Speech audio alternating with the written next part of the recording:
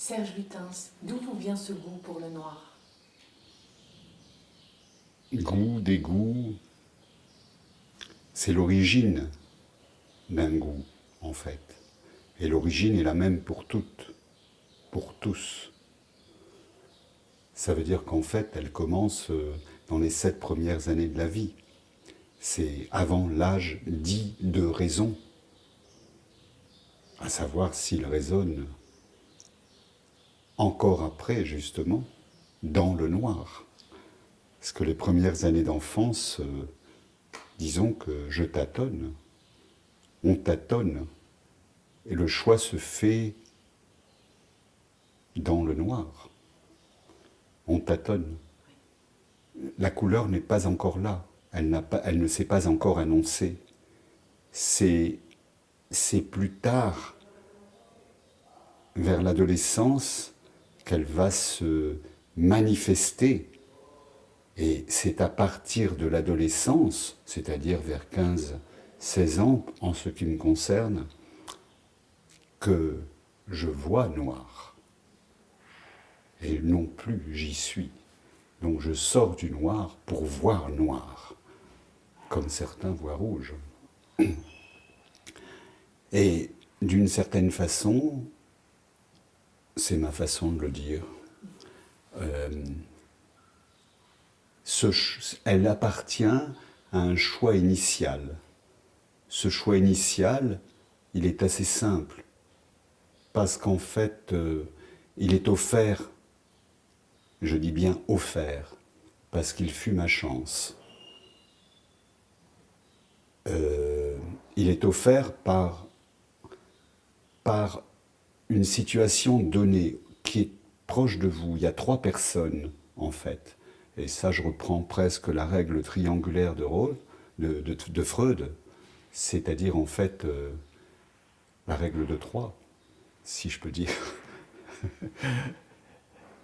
Et c'est le triangle, donc, où nous, enfants, nous sommes la pointe, et les 2 bases, le père d'un côté, la mère de l'autre. Or, par la situation, par l'époque, par le temps, c'est-à-dire la séparation de ma mère et moi, dès l'enfance, dès les 15 premiers jours, c'est-à-dire de sa reconnaissance et de ma reconnaissance d'elle, parce que 15 jours suffit, l'enfant, le nourrisson est très actif, il est déjà actif dans l'univers intra-utérin. Il est déjà vivant, il perçoit tout, il entend, il comprend, il devine, il sent. C'est pas qu'il partage les sensations de sa mère, il est sa mère. C'est plus tard, si vous voulez, c'est que les choses vont se manifester, mais cette distance, plutôt que de m'éloigner d'elle, puisque je fus élevé par une autre famille, m'a rapproché d'elle. Non pas par le visage, non pas, j'ai reçu quelques visites évidemment, et la situation est trop compliquée, je ne veux pas la développer ici, ce n'est pas le propos, mais disons que le choix a été fait. Ce n'est pas un choix d'ailleurs, parce qu'il ne s'est pas encore fait savoir, c'est à l'adolescence qu'un choix se fait savoir. Il se manifeste violemment, il est douloureux, ce choix nous fera mal. Et en même temps, il est nous, il est fondamental. C'est-à-dire qu'évidemment, le triangle, dès le départ, est déséquilibré, parce que, en même temps, je dirais que le noir est traditionnellement, et je ne veux pas le faire mentir, la couleur du deuil. Alors justement, par rapport au deuil, quel a été le deuil de Serge Lutens? Le deuil de Serge Lutens, c'est déjà le deuil de sa propre identité prévue par la loi, par l'organisation sociale. Le fait de ne pas choisir la mère, mais d'être sa continuité, c'est déjà le deuil de ma propre identité, prévue. Mais cette identité, évidemment, va devenir fabuleuse. Oui. Je ne crois pas aux victimes. Je crois qu'aux choses qui se font et ce que nous faisons avec les choses qui nous arrivent. Il y a des victimes, bien sûr, je ne les nie pas, mais ça ne peut pas être une complaisance. Et je dirais que ce deuil, puisqu'il y a deuil, c'est en effet le deuil du père aussi, quelque part. C'est-à-dire, quelque part, il va exister, il existera, il sera très présent, justement, le fait de ne pas vouloir tenir compte de lui, c'est déjà le rendre excessivement présent. Il est très présent. Il est en même temps partagé je le partage en même temps dans un demi-sentiment de refus, de haine même, et d'amour, qui est très confondu. Évidemment, la mère ne pose pas la même question, c'est autre chose. Mais ce goût du noir, incontestablement, c'est l'œuf du noir, je dirais tout ça. C'est-à-dire qu'en fait, dès le départ, ce goût, ou ce destin, plutôt, ce choix qu'il est, parce que tout sort d'un choix, contrairement à ce qu'on croit. Tout était choix. Mais je ne le connais pas, je ne sais pas encore, je ne peux pas appeler ça encore un choix. Je le tâtonne, je ne le connais pas. Comme je vous dis, je suis dans le noir. C'est plus tard qu'il va se révéler, si vous voulez, à l'adolescence. Là, oui, il va être très flagrant, violent et douloureux, bien sûr. Parce qu'on découvre tout à l'adolescence, on découvre, si vous voulez, les surprises de sa propre sexualité, non pas de ses choix, parce que c'est-à-dire, là, c'est subi, vu que le choix n'est pas un choix sexuel, mais un choix originel. C'est donc autre chose. Serge Lutens, on a parlé de votre mère, justement, et certains ont avancé que le goût de la couleur noire serait dû justement à une robe que portait votre mère. Est-ce que vous pouvez nous en parler? Oui, si on enlève l'aspect tragique du mot mère, trembler en général, oui, parce que ma mère mérite peut-être le triomphe de l'insulte, mais certainement pas le triomphe de la plainte. Et c'est un personnage très intelligent. Et en fait, cette histoire de robe, elle est fondamentale dans mon histoire.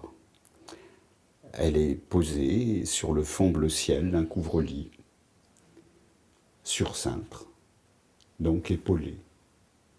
Et de plus, la tête du cintre, comme vous le savez, est un crochet qui est un point d'interrogation.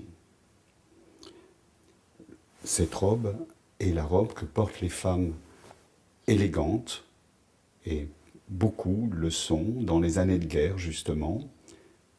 C'est du crêpe, Georgette, le deuxième prénom de ma mère, elle en a 4.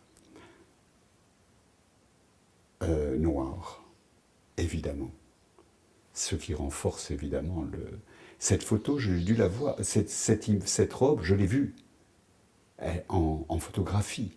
Elle ne m'est pas inconnue, vu que toutes les photographies de ma mère, et ceci pendant 3 années, elle porte cette robe. En fait, c'est son passé qu'elle a sur elle. Ce passé, évidemment, fabulé par l'enfant qui revoit cette robe, qui ne sait pas qu'il l'a vue, qui ne s'en souvient pas. C'est beaucoup plus tard que j'ai vu ces photographies, que j'ai revu ces photographies. Et cette robe fermée au cou, très simple, de jais disséminés sur des épaules tenues par des épaulettes très droites et renforcées par le cintre,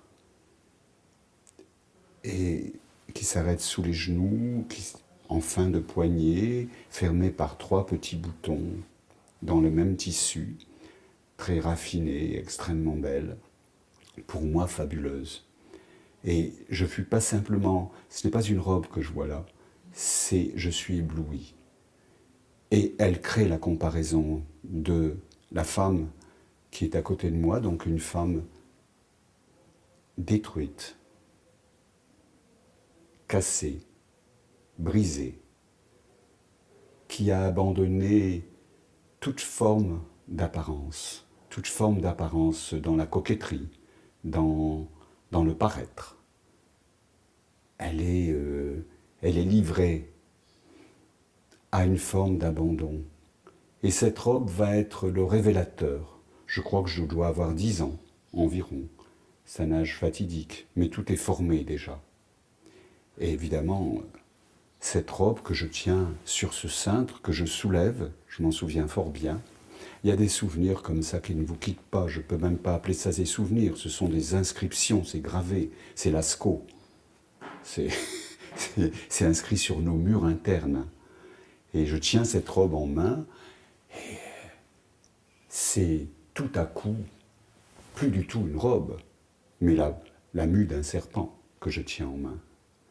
Et c'est extraordinaire parce que, si vous voulez, je compare et je demande à ma mère « Mais pourquoi tu ne la mets plus ?» Et elle eut évidemment ce que je pourrais appeler l'élégance du silence. Ses yeux se levèrent 1 minute, puis se baissèrent. Et ce passé resta donc un péché, j'ai dit, un passé enfermé. Et le fait qu'il soit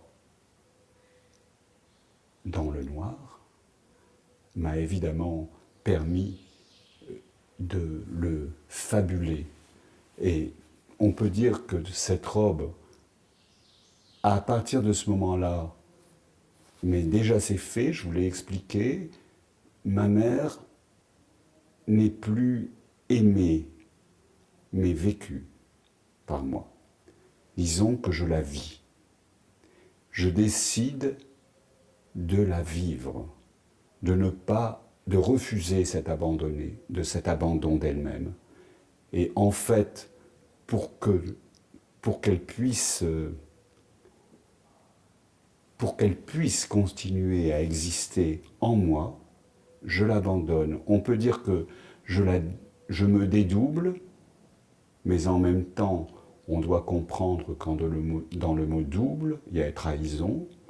Donc, d'une certaine façon, je l'abandonne. Et de cette trahison et de cette robe fabuleuse, je ferai vivre tous les grands fantasmes de ce qu'on ne sait pas. C'est-à-dire les grandes, j'insiste, criminelles, les voleuses de haut vol, les reines en deuil blanc et noir, bien sûr. Tout ce qui pouvait réanimer, au fond, un amour impossible, puisque l'abandon, je ne pouvais pas porter l'abandon de ma mère. Cet abandon d'elle-même, que peut-être peut-être en me livrant au jour, c'est-à-dire justement en me mettant au jour, comme on dit, elle a décidé peut-être de se dire, le peut-être est très important parce qu'on ne sait pas, et ce qu'on ne sait pas, c'est justement ce qui va être beau. Et cet abandon va donner tout, au fond. C'est ma chance. Je mets les chances à l'envers parce que pour beaucoup, on peut dire il n'a pas eu de chance, mais pour moi, c'était ma chance. La seule, peut-être. Serge Lutens, vous parlez de dédoublement. Et on connaît tous, au travers de vos photographies, ces femmes blanches qui sont devenues un petit peu votre signature.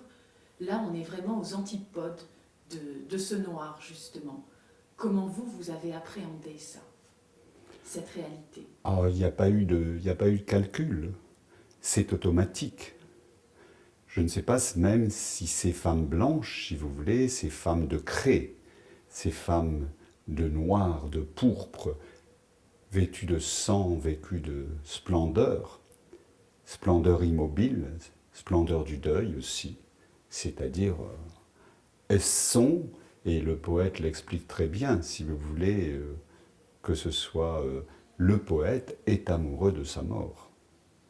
Et donc en fait, quelque part, cette femme blanche, en noir la plupart du temps, comme moi j'étais d'ailleurs, ne veut pas plaire. Elle est fatale. Et évidemment, elle a précédé et elle s'est imposée. Ne croyez pas que j'ai choisi le noir. C'est lui qui s'est mis là. Un goût n'est pas ou un goût à la mode ou ce genre de choses parce qu'on aime le noir et puis on ne l'aime plus. Ça ne me concerne pas du tout. Des choses comme le noir, c'est mettre une partie au deuil de soi-même. On peut dire que Chanel l'a fait par l'abandon de son père. D'autres couturiers aussi, je ne les citerai pas. Saint-Laurent, bien sûr. Donc c'est tout. Les autres, c'est une mode. C'est un passage. Mais là, c'est une obligation. Ça se manifeste en vous, un goût. Ce n'est pas quelque chose, une fantaisie. C'est profond. De profundis. Ça vient de dessous. Vous évoquez la profondeur du noir. Pourtant, le noir, comme on peut le voir dans les films, dans les romans, c'est aussi l'incarnation du mal parfois. C'est le mal. Mais qui le regarde? Retournez les jumelles. La vision est différente. On peut même l'axer, le mal, si vous voulez. Certains l'ont fait. L'axe du mal. Je pense que vous avez déjà entendu ça. Non. Ce n'est pas comme ça. Le mal, le bien font partie de la nature humaine. Et en général, il est usé pour le meilleur, à moins qu'il y ait la folie. Mais en général, s'il est utilisé, c'est qu'il y a une raison que certains jugent nécessaire pour le bien. Je dirais que la meilleure chose, la meilleure façon de le démontrer, de ce bien du mal dont on parle absurdement, parce que je vous dis, la vision change selon qui en parle, c'est cette femme italienne, une résistante, que j'ai entendue lors d'une interview, je ne me souviens plus de laquelle, et je vais retracer ses propos tout en n'étant pas sûr de leur exactitude, mais du sens. Et qui dit, on lui pose la question, elle est donc une rescapée des camps de concentration où elle a vécu l'horreur, où elle a vu l'horreur plutôt. En tout cas, elle est là. Et on lui pose la question, qu'est-ce que vous ne pardonnez pas aux nazis? Et elle répond, c'est d'avoir fait qu'en moi, je découvre le mal et qu'il me sauve la vie. Alors évidemment, c'est très intéressant parce que nous sommes tous confrontés à des situations du soi-disant bien et du soi-disant mal. Mais quelle est la pulsion qui commande et le bien et le mal? C'est la vie. Et elle est plus importante que la mort. Mais même si la mort est une pulsion, ce qui est possible, si elle est nécessaire pour vivre, pourquoi pas? Là, je dérègle Freud, évidemment. Alors, Serge Lutens, le noir pour vous, c'est un luxe ou c'est une misère? Il en a les deux faces, mais disons que je voudrais qu'il puisse devenir pour chacun une forme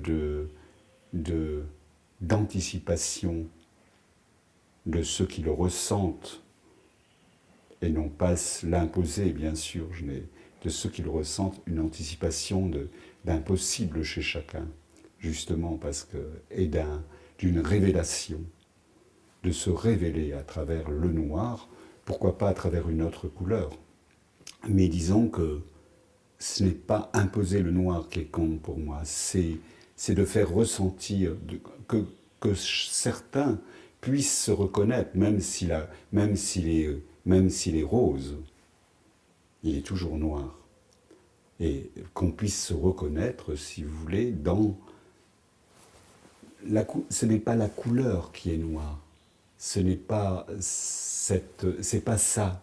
Ce n'est pas cette couleur noire. C'est ce qu'elle contient. Et comme vous le savez d'ailleurs, le noir contient toutes les couleurs. Il est, comme le dit Bachelard, il est le refuge de toutes les couleurs. Le refuge. Et je pense que chacun, en tout cas, a cette nécessité de trouver un refuge en soi-même à certains moments, parce que c'est le seul endroit où on peut encore se réfugier, justement. S'extraire de retourner à sa propre réflexion et quitter la condition de l'ensemble. Pour finir, Serge Lutens, un jour on a dit de vous que vous étiez un trait noir tracé sans règle. Qu'est-ce que vous en pensez? Qu'est-ce que ça vous inspire? Est-ce que vous êtes d'accord? Je ne sais pas, parce que je n'ai pas l'impression d'avoir tiré un trait sur quoi que ce soit. Donc, je pense que non. Il me reste très peu de solutions. Là, je dirais que la seule matière de ma vie, c'est peut-être celle que j'ai aujourd'hui en tête, et il faut que je trouve le moyen de vous la... pour justement continuer à vivre, à l'exprimer. Donc c'est ma matière. Et c'est toujours à partir de cette robe ou de cette vie qui est au noir.